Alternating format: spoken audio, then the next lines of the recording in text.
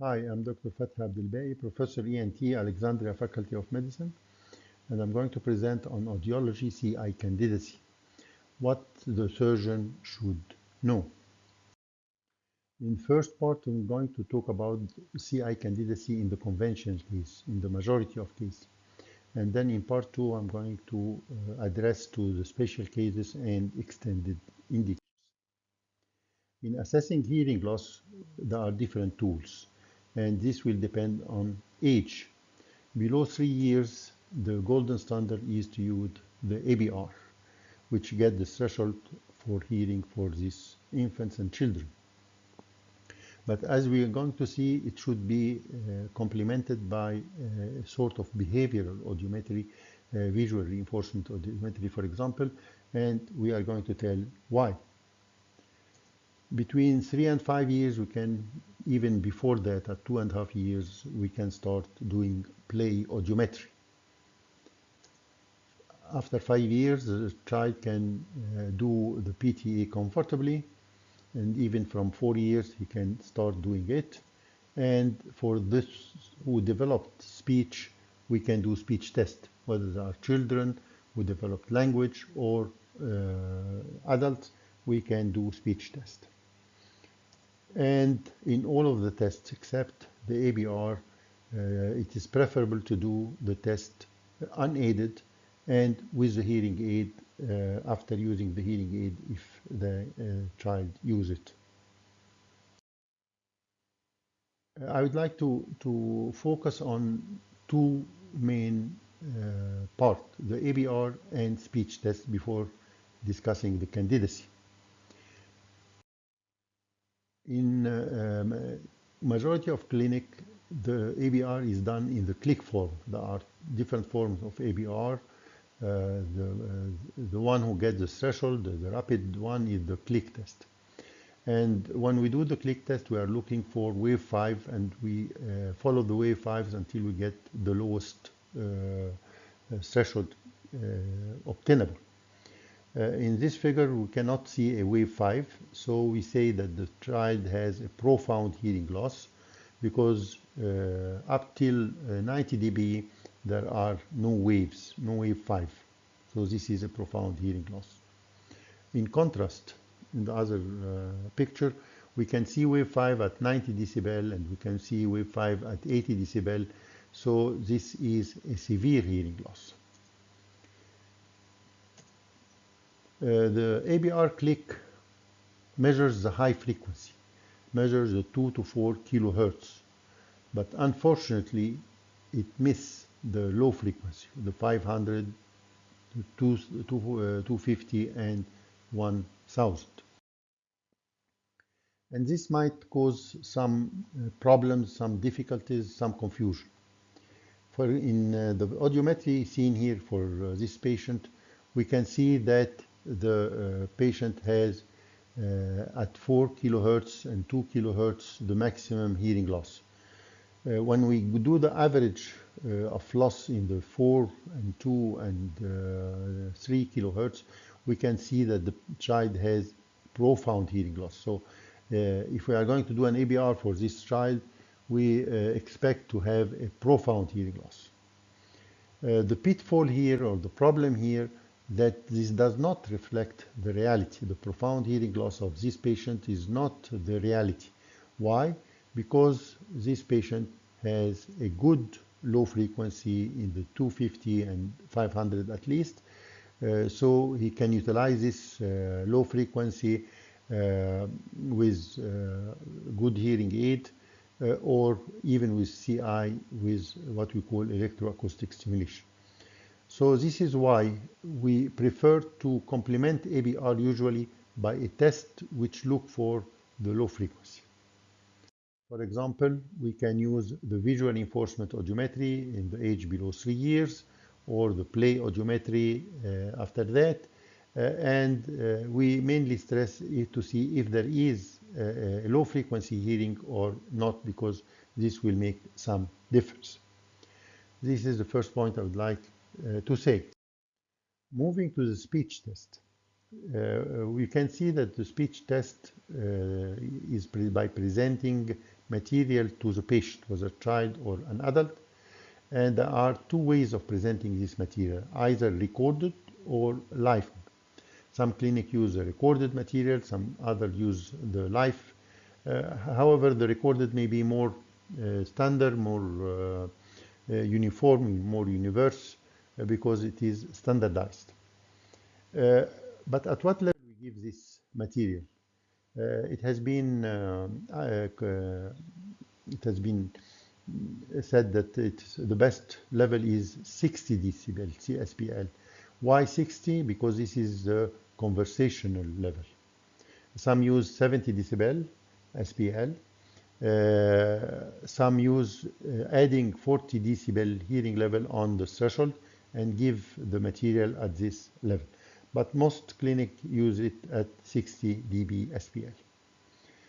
What material we give? We give either a monosyllabic word for word recognition, or maybe what is more live situation is to give sentences. And you might be confused with a lot of sentences. There are a lot of sentences for children and for adults. You don't have to know all these sentences, but we should know at least whether the material is given is word or sentence. The set is most commonly used is the open set. What we mean by closed set, it's a set like 1, 2, 3. It's an example that the child can. It's a limited set which the child can recognize early.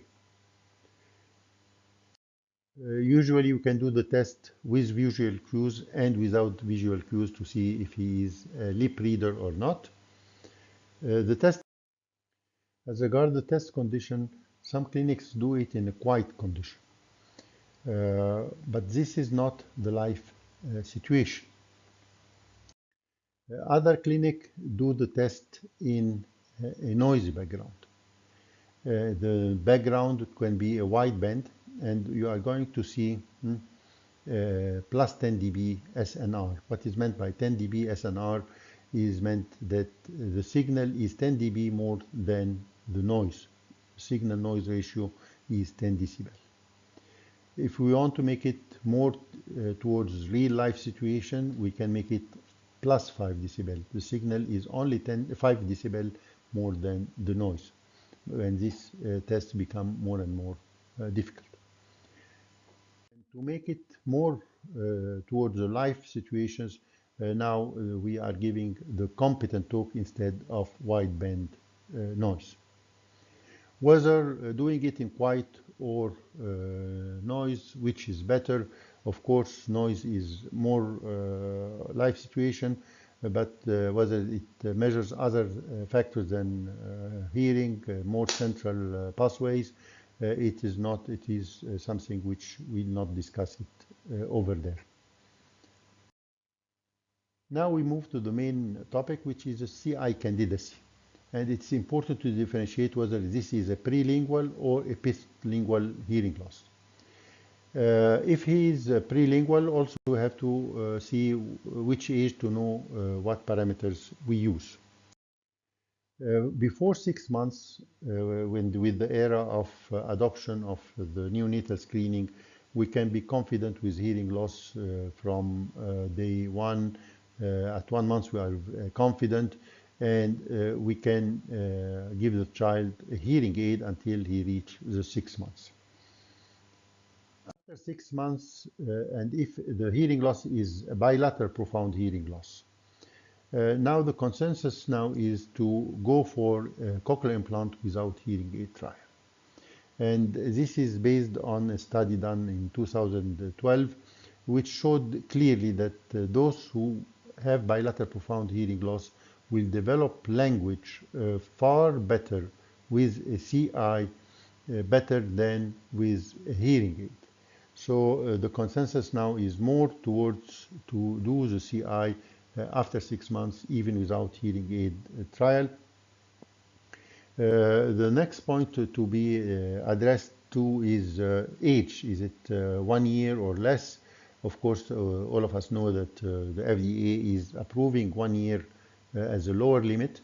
However, now it's been practice to do CI, what we call off-label below this age. So we think that 9 months or 8, 9 months are an appropriate age for CI. Between 6 months and 3 years, and if the child have a bilateral severe hearing loss, this is where we can give a hearing aid trial for 3 to 6 months, depending on the progress of the child. After the hearing aid trial, whether 3 months or 6 months, and we do in pure tone audiometry, aided pure tone audiometry, and we found that the aided is more than 40 decibel. This is a clear indication for doing a CI. Also, another indication for doing the CI is the absence of auditory skill development progress. Regarding the prelingual hearing loss after 3 years, the same parameter as before, but here we can add another parameter, which is a discrimination score. If the discrimination score is less than 30%, we are prone to do a CI. Remember that in prelingual hearing loss, the score given is less than 30%, whether in adult, in the postlingual, this can be up to 50%, sometimes 60% now. Also, another indication for CI, if the child is not making a good language progress despite his hearing aid. Moving to the postlingual, the indication now have moved from profound to severe to now to bilateral moderate sloping to profound sensorineural hearing loss. So we are coming more and more relaxing in the indications. With a limited benefit from a well-fitted hearing aid, and should be strictly mentioned, a well-fitted hearing aid. What do we mean by limited benefit? Limited benefit that the speech discrimination score is less than 50%. Some clinics use 60%, some clinics use 40%, especially when it is related to insurance reimbursement. Of course, the hearing loss duration in postlingual should be not more than 20 years, as we are going to mention in special cases. The next movie will be addressed to special cases, as for example, the cases where there is preserved low frequency electroacoustics for electroacoustic stimulation or electronatural stimulation. We are going also to discuss the auditory neuropathy, whether it is important to differentiate between presynaptic or postsynaptic, and whether we have to wait for a certain period or not. All this will be discussed in the next video, hopefully. Before concluding, I would like to acknowledge the audiologists, Dr. Adwa Al-Muazzin and Dr. Sara Fawzan, for helping me in preparing these two parts.